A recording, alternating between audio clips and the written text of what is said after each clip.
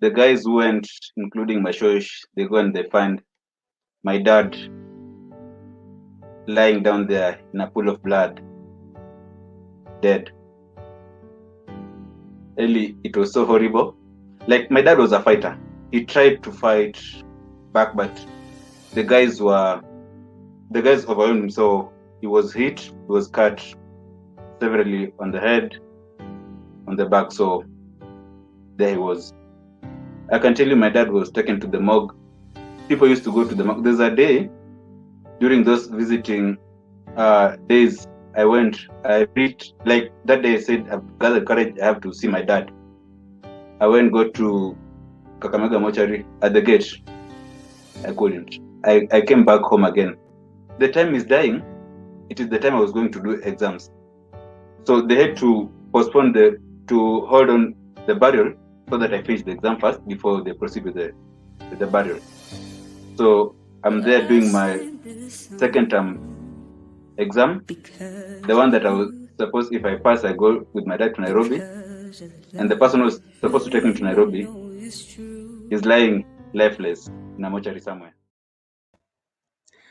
It is Sunday. Welcome to Ellie's Hangout. Of course, again, it's all odds. My name is Likuyani Ellie. Right in time for the next one now, we'll be talking to one interesting guest, a lady that I've come to know over time, and a lady that you need to listen to. Without further ado, ladies and gentlemen, my guest, Alvina Gachugu, all the way in Nairobi, Kenya. Good evening, Alvina, and how are you? I'm good. How are you?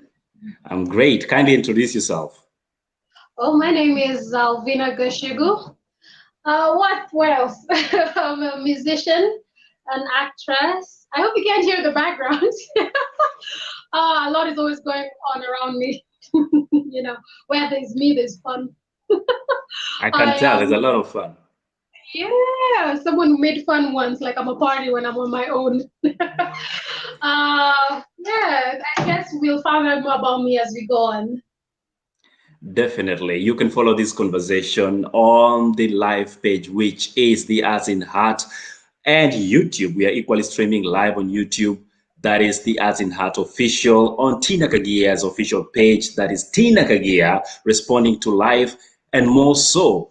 We are right now ready to begin. Alvina Gachugu. Yes. You are a story and a half. Am I? But let me start by saying happy Mother's Day to every single lady watching us tonight. And for everybody that is gathered with us today, we wish you the very best as a mother. We celebrate you. And as Art in Heart, we treasure you. So Alvina, tuanzie wapi? Where do you want us to start? Because this is an open field. You choose your battle. Well, in the beginning, you've seen that clip, yeah. Where to start? 10 years, 11 years ago? Do we have time? I think we have 1 hour. Good. Oh, we have 1 hour, so we better break it down. It depends. We want to start with the music or the acting or, you know, mental health. As everyone knows, it is Mental Health Awareness Month. So your pick. Go ahead, drive us. Well, let me take it easier for you. Let me throw you to Dubai in pursuit of happiness. Oh my God. You are Kenyan, and a few years back, I remember I met you at the Alliance Française. You were doing this interesting piece, and then I heard you speak very good French, and I was like, "Who is this lady?" Sooner than later, I get to hear you are visiting Paris and you're sending all these beautiful photos. So you traveled the first time you left the country. How did it go for you? And where did you go to? So going back to that first time, oh wow, yes, that's where I guess the journey began. The time when I thought, you know, the world's an oyster, it's just there for your picking. I ended up doing a French exam. It was the DELF B2 diploma. And I got a call from Alliance Française that, yo, you want a trip, you're gonna go to France for 3 weeks. And I was very surprised because I wasn't expecting any prize from that, because it was an exam which we had practically been forced to sit for. Because we already had our KCSE, we had our mindset on other things. Then this teacher was like, "There's this exam, you have to do it. It's international." So yeah, that's the first time I went to a new country. I was surprised because I come from a humble background. I never knew I'd ever go on a plane, or much less go to a different country in Europe. So yeah, that was fun. It was from studying a lot of French in school and having people believe in that at that time. Yeah. So you left. You visited the land of love, if I would call it that way, because there's a lot of nice intonation when you talk the French language. Je m'appelle Alvina Gachugu. Je t'aime, ma chérie. Something like that, if I was to speak it. Right. So you are there, and then you get to go back home, and within time, you become a mom. Yeah. Wow, what a segue. My goodness. You really know how to turn that curveball, huh? So yeah, what happened was at the time, it was just before I got into the University of Nairobi. So when I came back, I started uni. Then I was in the choir. When I was in the choir, yeah, I became a mom. I sang those high notes until in other places. So it happened, and now he's turning 8 next month. Time flies. So Turning 8. Okay. yeah, And turning then 8. very fast forward, you go to Dubai. And I remember watching one of your, those clips you used to make, the fun clips. And I noticed you were crying in the subway. And I called you and asked you what's up, what's happening. You Oh mind my, telling us that story? oh my goodness, just gonna put me on blast like that, huh? Ellie, yo, why did I agree to this? It's so good, so good. That's quite the story. I don't know. I just want to say to everyone, not just the Kenyans, but as individuals, you always look at the other person and you think they have their whole life figured out, right? Like right now, I may look at you and, oh, he has art in heart. Oh my God, I want to be like Ellie. Someone else may look at me, oh my gosh, she released a new music video, how to be like Alvina. But we never know the struggles that people pass through behind closed doors. So what happened was that at that time, I remember I went to Dubai first in 2017, and it's Emirates that had called me for an interview, but they normally take a long time before they give you feedback. So I was advised by people who are already there, you can't wait all this time. You have to try to get another job. When people are there, they normally do something called tarmacking. So it means going from building to building, dropping your CV, going for walk-in interviews, because there are always interviews happening. So I did that, and I thought, oh, 3 months visa over, I didn't get a job, came back to Kenya. So during the 1 month I was in Kenya, I got an email saying I got a job. So they were to give me my visa, but I had to pay for my ticket. So I went back, I started working there. Then just a lot of things happened. There was a lot of racism, a lot of discrimination, and got cut short before I expected it to. So with my determination and my intent, I managed to get something else. And with that, still, something again happened. Like, I don't know, like I lost around 3-4 jobs in 1 year. And I'm like, wait, what's happening? So I just felt like I was at a low moment. And that's not even the worst of it. Like, the security is something that I loved about Dubai, but it's something that has, like, let me just say, we put it into perspective.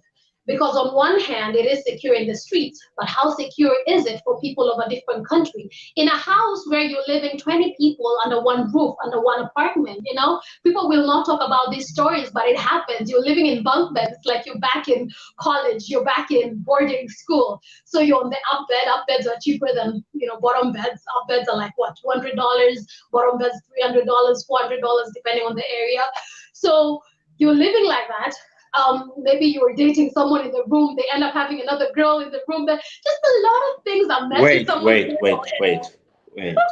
Rosa. Take me slow, Alvina. Too much to Yes. consume. Breathe in, breathe out. Good. Now, you see, the thing is about art in art. We want to Yeah. get the gist of it. Yani tunapenda umbea. So when the speed at which you're taking us, we cannot process all this information. So take us slow. You are there, and then you get to lose 4 jobs within 1 year. That's approximately uh, my every 3 months or something. You are out of job. Yeah. Not necessarily like continuously in that way. Because there's a time actually I've done random things, you guys. Hey, there's a time was a hawker in a cruise ship. That was fun. It lasted 3 days. That was not my fault. What happened? The guy was out of work because like he needed to have capital to buy the supplies to sell to the tourists. The tourists didn't want to like buy the goods in the cruise ships, and it was expensive for him. He used to hire it out at like what 50,000 dirhams. Was it per year or what? So it was expensive for him. He realized he doesn't want to continue. So it wasn't a permanent job, you see. So basically sometimes let's just say I was a victim of circumstance, like you end up being somewhere where like with the COVID situation, that was my last job now. Before the COVID situation, I didn't know like I would be let go. That was a job I knew, oh, I'm going to keep for a long time, but then they were short staffing, trying to cut on costs, and they ended up cutting off those who were the last ones to get hired. Yeah. So sometimes you find yourself in a situation you hadn't planned on it, but it's like there's a bigger power at play for whichever reason you don't continue where you are. So yes, one of those jobs could have been my fault. Yeah, because there was discrimination. I spoke up against it. I still don't think it was my fault per se, because you have to speak up against such things. I can't just see something wrong happen and just keep quiet and be like, yes, sir, yes, ma'am. And many organizations or many bosses love when you just say yes, yes, yes. They don't want you to question the system. They don't want you to be vocal about anything. They hide behind its company policy. So when you're a vocal person, it gets really hard to sustain a kind of sheep-like force, because most corporate gigs is like you have to just be a robot. You're there, just listen, just yes, yes, yes. So anytime you question, especially anyone in authority, they feel threatened. So I learned when to talk, when not to talk, when to keep my mouth shut. So I try to Rosa Parks my way into the situation. It didn't work. So, but I don't regret anything, because it has made me who I am, and I'm much stronger today because of it. So let's just say it was an accumulation of being in the wrong place at the wrong time, and I just felt overwhelmed. And that's why certain clip that I made private after that, and you brought up, my God, yes, surfaced. Okay, someone here is interested with the part that you are in this very well-doing country, but you are not having a space of your own. And this is something that a lot of people go through, especially in the international space, especially in the Middle East.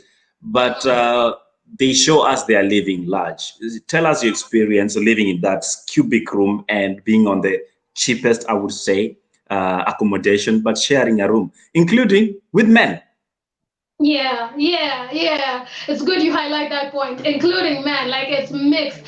Tell me how many things can happen, how many things can go wrong in such a space. You've been making it sound big. A cubicle, that's big. No cubicle. A room like a room I'm in or a room you're in, but like think of it having like what 10 bunk beds or 5 bunk beds, depending on how big it is, of course. So someone like you, maybe you see a business opportunity. It's actually wrong. That's why people don't talk about it. Such establishments are not allowed, but people do it because that's the only way tourists can survive. Because a room on its own is expensive. It's maybe double the salary you will get. Maybe most salaries are like 2,500 dirhams, 3,000 dirhams if you're lucky. And for just a room on its own, it's like 4,000, 5,000. Of course, you can't afford it on your own. So you stay somewhere where you're going to pay 1,000 dirham, you see, 800 dirham, 900 dirham. So for that to happen, you have to be at least 4 in a room. And yes, there's some places for ladies only and some places for guys only, but some landlords get tired if they can't find the same sex to occupy in a certain amount of time, because they still have to pay the rent to the owner of the building. So they just mix it up. Like the place I was supposed to be ladies only. In a little matter of time, you find a whole group of boys let in the other room. Then in no matter of time, already it's mixed again. It's like, why? I chose this place because it's only ladies. Now you're making it inconvenience. Like, it was in the middle of the night, I'm asleep, some guy comes to my bed and is like, Nipatieko. I'm like, wait, what? Ah! It's like in the middle of the night, I want to sleep, you come out of nowhere, you shove my curtain, I don't know you, I don't even know you to that extent. So for you to put me in such a headspace, it is traumatizing. And say, Nitalipa, can you imagine? And then when you say no, the next day people are talking about, oh, how so-and-so was on your bed. You see, it even messes with your reputation, and you know very well I said no, so I wouldn't wish it upon anybody. You should have at least a job that gives you accommodation and gives you, transport, food. Those are mostly hospitality jobs. But the other office jobs that look good, what you experience on the ground is different. So ideally, mambo kwa ground ni tofauti.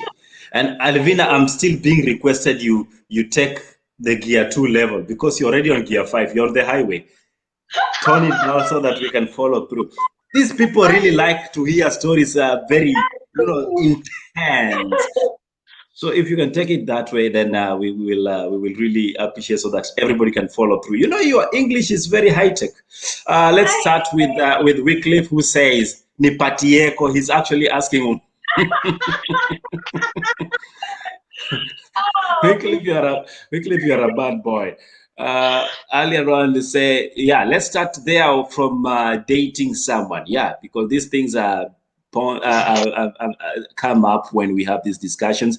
And let's see, Jamila Hussein, welcome to the show. Noreen Evans, Elvis, Karibu Sana. Sam Tuoe, Karibu Sana to the show. So, Alvina, this is just by the juicy part, but I believe pain has been something you've gone through quite a while. To the extent it has become part of you. I'm trying to dig up something that has decided not to come as we speak. But I realize you have a lot of tattoos. Is that a way of you dealing with pain? Or why do you... Hey. Yes. Hey. Alvina left studio.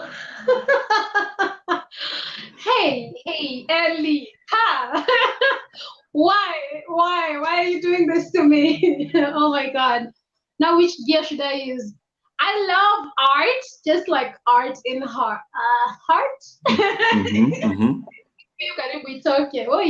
Yes, I love art.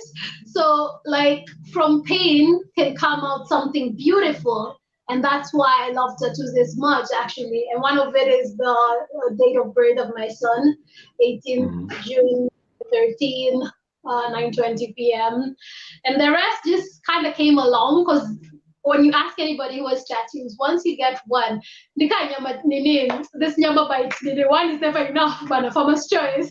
You get one, you miss that feeling. So I can't really say it's a way of dealing with it, but it's something I love because it's an art, and also I like to see after all the pain, can something beautiful come out of it? And yeah, that's why. So the tattoo has nothing to do with you enjoying the pain, right? I don't mind the pain. Let me say that because I've vlogged. Like if people can check out also my YouTube, I vlogged. Like when I was getting this one, I was just like with my phone up in the air, just as I'm adrenaline, like a psycho. I'm just like, like I'm okay. I swear I'm okay. I'm fine. Yeah. Okay, we are hanging out with Alvina Gachugu. Alvina is not just, I mean, this lady has a lot to say, and we can try to get her to compose herself so that we can get it very good. She wants to do it her way, but she have to do it the Ellie's way. This is Ellie's Hangout every single Sunday from 8:30 p.m. Central European Summer Time. We come to you live on Facebook, YouTube, and other multi-streaming platforms. That is with Tina Kagia, responding to live and Art in Heart. Alvina, Yes. Now, tell me something about your struggle with mental health, because we are cognizant of the fact that this month we are having the Mental Health Awareness Month, and it's something that a lot of people struggle with but have stayed in the woods and decide not to talk about it. Walk me through your experience and how you have managed to sail through over the years. Well, I think that it's not a matter that we've not normalized having the discussions. That's the main issue. Like right now, for example, you tell me you have a certain issue, instead of me listening to you, I judge you based on my perspective, yet maybe to you it's a big issue. Doesn't mean to me it has to be a big issue. All I have to do is provide a listening ear. So you can find that like I'm dealing with 1, 2, 3, but I'm afraid to even talk about it because someone will be like, "Yo, too," there's someone else who's going through 1, 2, 3. Yes, that's their experience. Everyone is entitled to their own experience, and we should normalize speaking about it. So I can't pinpoint exactly and say this issue there or this issue there, but what I can honestly say is like you were asking if having tattoos is my coping to pain or what is actually my coping mechanism is humor. So I will laugh a lot, but I'm crying inside. This is crying. This is what crying. It's like, oh my god. But like not now. We try to hide behind humor because with humor anyone else won't see you as a burden. We'll talk, it's like yeah, but behind every bit of joke there's some truth. So if you listen really closely between the lines, you can hear, I just say me a lot, but I'm saying a lot, if that makes sense. So yeah, I've had my moments. So has every other human out there, ups and downs. We've had those moments. Maybe it could be something as like having no job or having a breakup or normal human experiences, but how we deal with them emotionally is different. Because like for me, I'm a very sensitive emotional person. We're all wired differently, we all have different personalities, so it can get to a moment where you're feeling emotional, and instead of someone being understanding, they push you to the edge completely. So of course they're kicking you down when you're already down. Where else will you go? Much further down. And before you know it, we've had stories, people are 6 feet under, you see. So let's not kick people when they're down. Let's just try to be more understanding and try to see things from their perspective. That's what I can say. Very inspiring of you in your sorry about that. Very inspiring of you, Alvina Gachugu, to say those kind words. But I want to get deeper into that situation after this break. We're gonna take a break, ladies and gentlemen, and when we're back, let's see what Alvina has to say about matters love.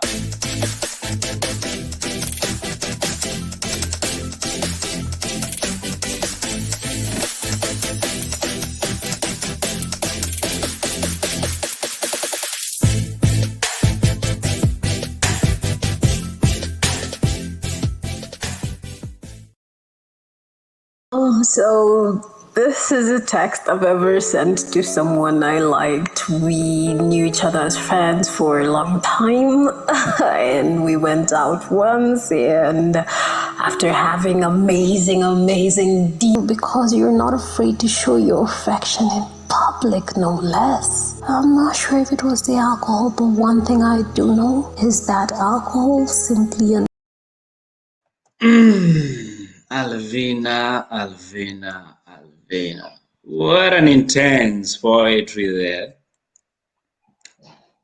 Who were you addressing? Why, Ellie? Why did you dig?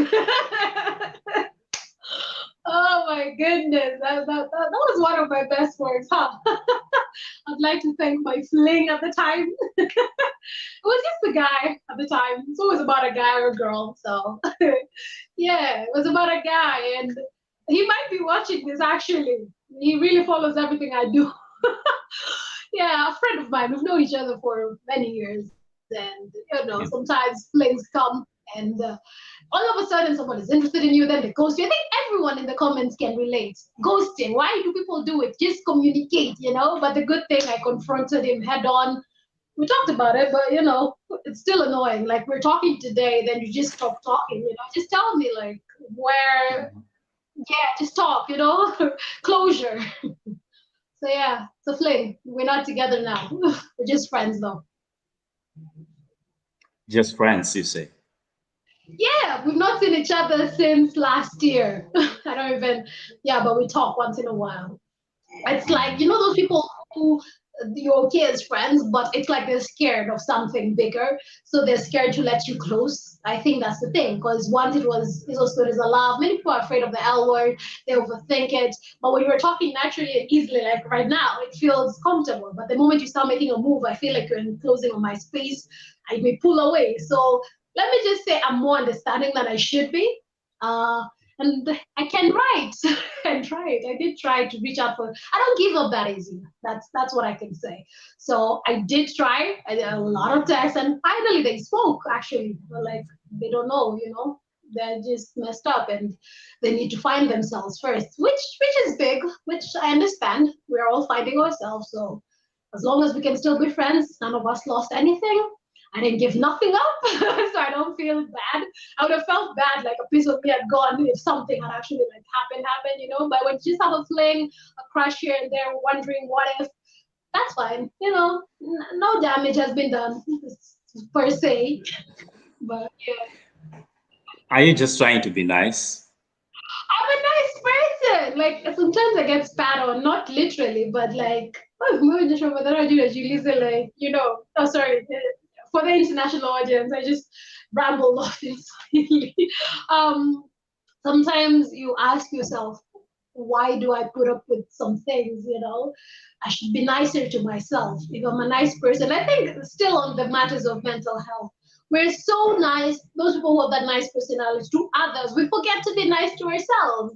And when we forget that, we end up shortchanged. And sometimes we don't get what we deserve. And we keep putting up with it because we think that's what we deserve. Like you keep lowering your standards over and over and over. And at some point, it just becomes a point where it pushes you to the edge, and you might either fall off the edge or come up with a creative piece like I did in that instance. But in another instance, I wasn't so lucky, or some people quickly not so lucky. In other instances, you hear stories, people stabbing each other just because someone changed the channel, or maybe the boy wanted to watch football, the girl wanted to watch something else, soap opera, I don't know. But the main issue you find is not about changing the channel. It's that maybe one of them feels disrespected. Maybe it's something deeper. It's always something deeper where you're trying to dig with me, and you won't get deeper.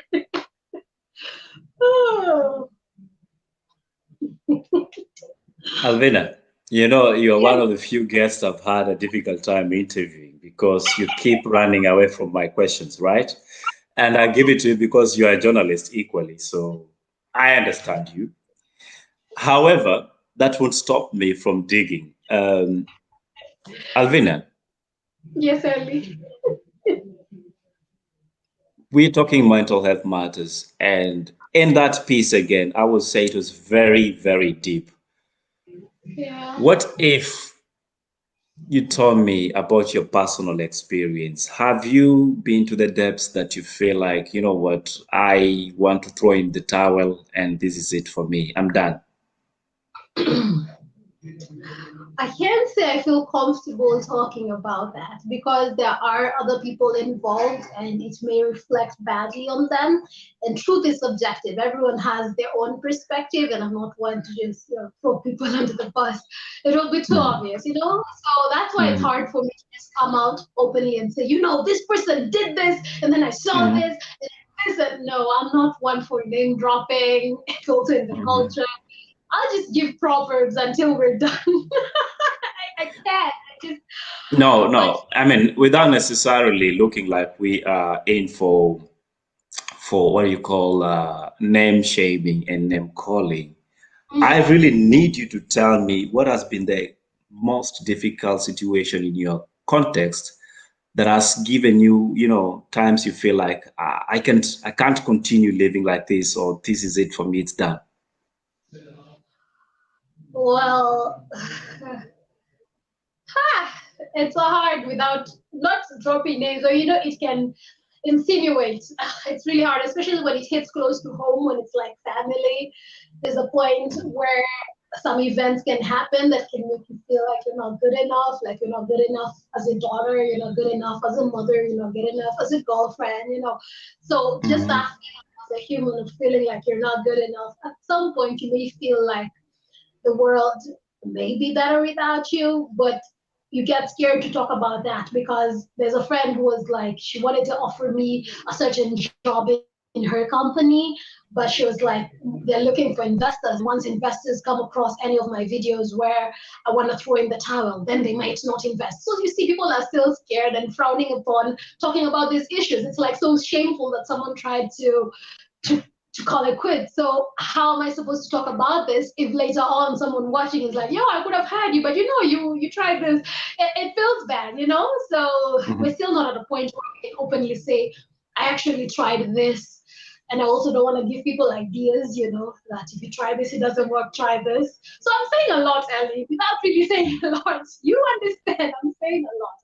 I'm really saying a lot. John Clubby says, nice tattoo you got, Alvina. She loves it. Usaidi, and then we have here Kipro Road of Saidizi, women and culture, let's stick together. And then come support our women. She continues there. Then we have Wycliffe Gaddafi who says he doesn't believe in this friend thing. Ngumu sana kwangu. Okay, so and Anne Mill, thank you for watching. Zena Hussein, thank you so much. How are you to you too? You have been in the entertainment industry for some time, Alvina, and unknown to many, you have done even Hapakule News at one point. You used to bust people on the street. And this is one of the videos I think I loved when I saw you perform. And it's not anything to do with Hapakule. No, this is about... yeah. Alvina, unahepa story hapa, lakini all your music seems to be consistent about one thing, love. Do you tell me something? Who is this son of Adam that wronged you? Sons of Pharaoh, mnajijua bana. Even right now we've been anyway.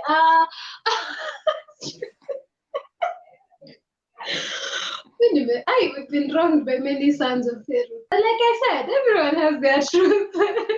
So I am not about to just air my dirty linen in public. I still gotta say, they say, things between two people, you can't get it who've been together in one bed. You can't get in between. Love generally is a feeling everyone can relate to, even if not the stories of, if it's biblical stories of creation, if it's even in all the other stories have always been pairing up, So human beings are created to crave companionship. It's natural, it's human. But at some point, before you find that jigsaw that actually fits, oh my God, the other jigsaws give you a headache. Where's my mama moja? So hey, are you trying to endorse some products that you've been marketing without my permission? I haven't paid, so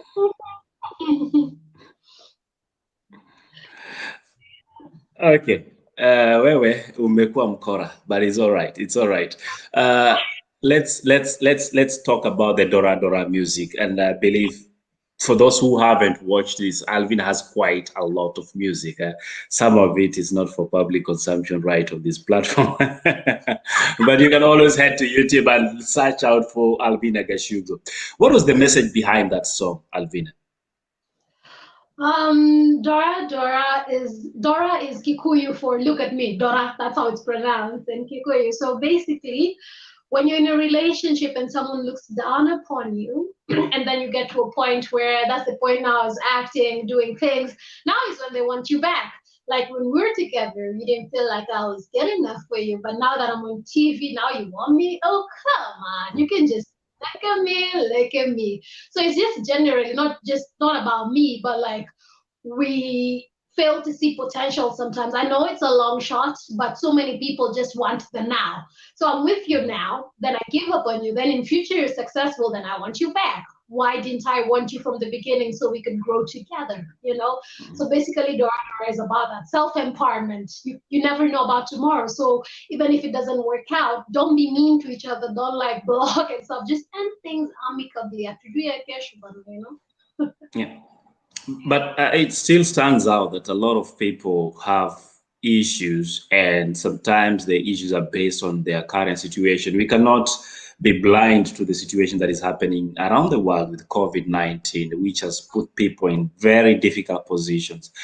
Do you think this is a song they need to listen to? And if they were not to listen to it, what could be your message to a lot of people that are going through difficult moments and trying to, they're on the edge cliff of it? Unaweza waambia nini? What I can say at the time, Dara released it in what, 2015, 2016. It's mostly a self-empowerment song. So of course it has nothing to do with the COVID situation, but there are songs that are equally as uplifting on my channel that people can check out to see how best they can handle these tough times, because they have been tough. I did stay like what, 6-7 months in Dubai, no work, burned through my savings, and find what you love and just focus on that. Because for me, anytime I was feeling low, I would create art. I would create a piece of music, the poetry that you just put on as well. So just find that appeals to you. So everyone has that thing that calls out to you. Music, painting. What you're doing right now. It's beautiful. It's a platform normalizing communication. All these things. So that's just normalize talking and turning to our God-given talents. That's what I can say. Talking of talent, people don't chase talent anymore right now. It's about fame and who you know. Do you think this is a problem that we have in our society, which is back in Kenya and at large, that people don't really look out for talent? Instead, they look for connections, and that's why some very good talent ends up catching dust on the shelves? That's a very big issue, to be honest. Yes, it is. Because like you see someone like me who's been in the music industry 10 years, actually 11, started with Sepus, all that, like you find that you can have so much talent, but you still don't get the, say, airplay that you deserve. You find others, which it's not to put anybody down, but there are more deserving talents out here, not just me. So it is a place where, who knows who, networking does help to some extent, but it dims the light of those who don't have those quote unquote connections. So I will do my music, I'll spend over $1,000 on a music video, and then what do I get from it? No returns. At the point you're like, I'm not doing this anymore. Then someone asks, where's the new music? You're not doing music. Yeah, because you tried to get it played, but they just want to play the same people over and over. Like the people we're acting with, they're the same people who are acting in every show over and over. You've gone for those auditions, they don't want to give you another chance or new faces a chance. Over and over, you see the same thing. Like, I don't know what would be the solution for that, but I read somewhere that now it's up to us to just have to create our own productions, have to create our own platforms. Like what you've done right now, it's beautiful. Because if they won't give me an interview on TV, we're online, we're taking it digital, we can still have a movement, we can still do something, we can still use our voices. We don't have to wait for a local show to say, hey, So we have to take matters into our own hands now. That's hapo limefika.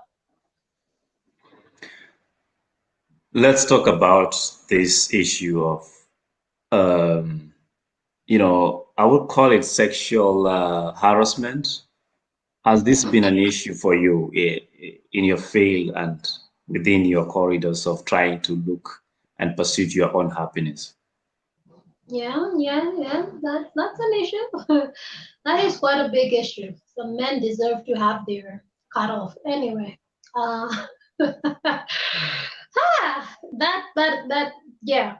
that's something that is not easy to talk about, because some try to take advantage and think you're desperate. So it's like a favor in exchange for a favor.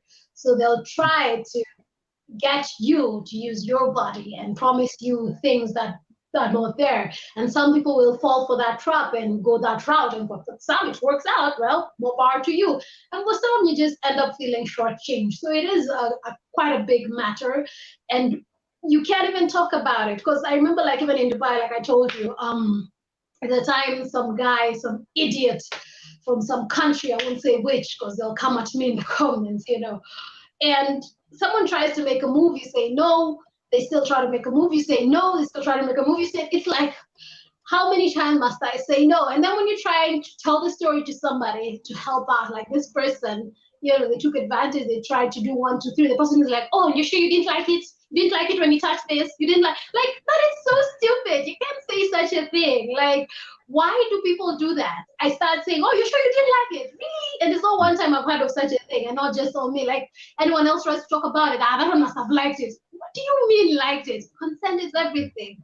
Like when someone says no, we should understand. There's a video I like referring to where the British police they refer or they illustrate sexual consent using tea. You know, it's a funny video. People need to just check it out. It's very informative, and yeah, it makes sense. Just because I wanted tea today does not mean I want tea tomorrow. You know, don't shove tea down my throat. You know, it's ludicrous. So that thing is there, and we have to understand it more. Because again, being a nice person, people pleaser, you can be in a situation where you feel like there's no other way. The only way is just saying yes, so this person can stop disturbing you. You let someone have their way with you, then you end up beating up yourself mentally, saying, why did I allow that? I didn't even like that, you know? Because for some men, they just want to do it to satisfy a carnal desire. They're just doing it to get to a destination. So it's not something that you're in it together, you know? It's not something that you're actually enjoying. You're just doing it to please this person so they can leave you alone. So it does. It messes with your mental health a lot. Then one day you just snap and you're like, I'm throwing in the towel.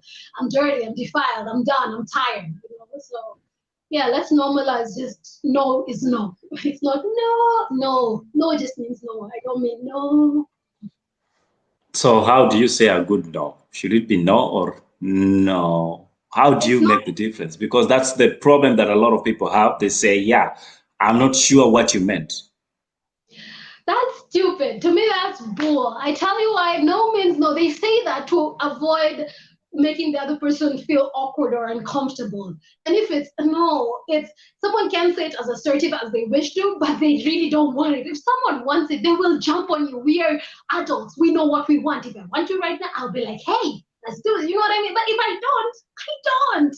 And it's hard for some people to just say firmly. So you have to also read body language and use common sense, because some people just justify so that they can just get what they want. They don't want to read the other person's expression and see if it's really true. You can know, trust me, you can know if someone wants something or they don't. You can really know. There's no way an adult will be like, no, nah. If someone wants something, they know how to get it. They'll get it. If they don't want to, leave them alone. Well, we're not going to leave these ones alone because they want to hear more from you. Of course, some of them are silent observers.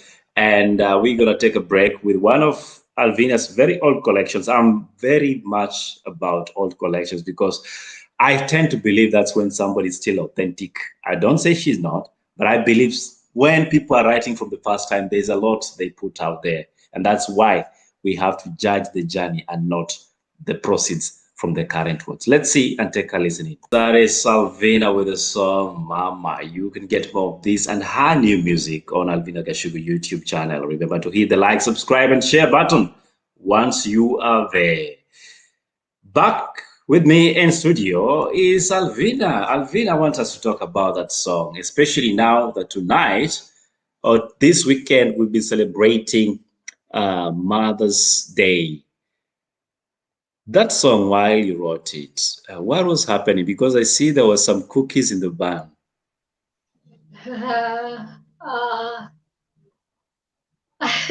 What? I know that there you've hit somewhere. I cannot laugh my way out of this. No, you won't, because you've been avoiding me. Oh my goodness, Ellie. Yeah, I was 38 weeks at that time. Wait, man, this is the end. I was 38 weeks and I shot the video. I that video. What? I expected it to be like a big break and everything. It didn't work that way, but like I'd done a whole script, a whole concept. The director didn't follow anything that I said and didn't say the word. The problem of not having a voice or not thinking, you know, you let others take the lead and they end up doing something you didn't expect. Because like when you check the video, I didn't want it to be all about me. It's just shots of me singing. I had a script showing, when someone steals sugar when you're young, when a chop up and it's this mama's love, when you break a cup, when you break a plate, things like that. That was the script. But I felt like whoever was sponsoring my video at the time, my sister was like, yo, just let the director do what they're doing. They know what they're doing. So we presume we don't know, you know? So those are the times before I knew how to take charge of my own music. Moving forward, I've grown that way. I know how to tell a director, no, I don't want that shot. I want this shot.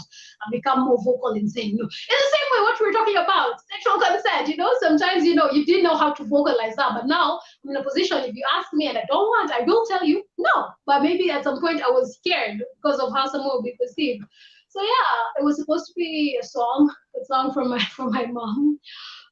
We had a really bad falling out. I've never really spoken about it. That's what struck a nerve, you know. Yeah. Are we losing you, Alvina, by any chance? Alvina, are you still there with us? Yeah. Can you hear me and Yeah, everything? we lost you for a while. I think people are now starting to call your phone. I hope not. No.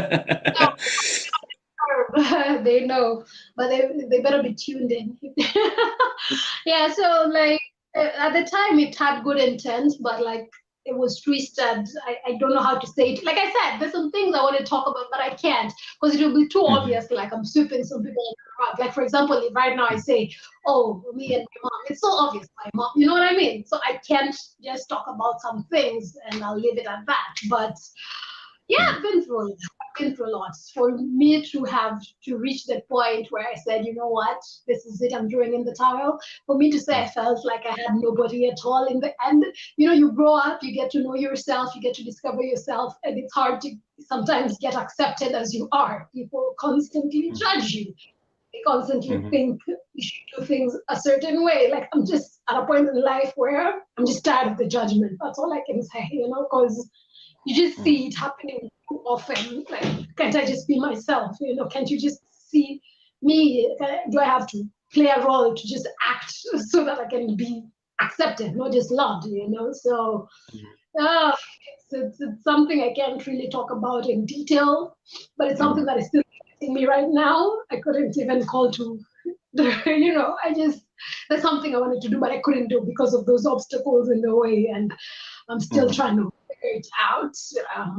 Because not everybody will understand, but it's part of the reason why I go after my dreams, part of the reasons why I am as ambitious as I am, because I've seen what it means when you don't chase after your dreams, when your dreams don't come true, when you're blamed for someone's dreams not coming true. So I've been at the receiving end of that, and I wouldn't want that for myself to look at you and say you're the cause of 1, 2, 3. So I always just try to still follow my heart. How hard it may be, I still do it, you know. So art in heart, literally. Yeah. Alvina, Yeah. again, in that clip, we see you looking lovely, I must say, and you were expectant at 38 weeks. What is your relationship with your child? And as a mother, how did that change your all observation and how you look at life?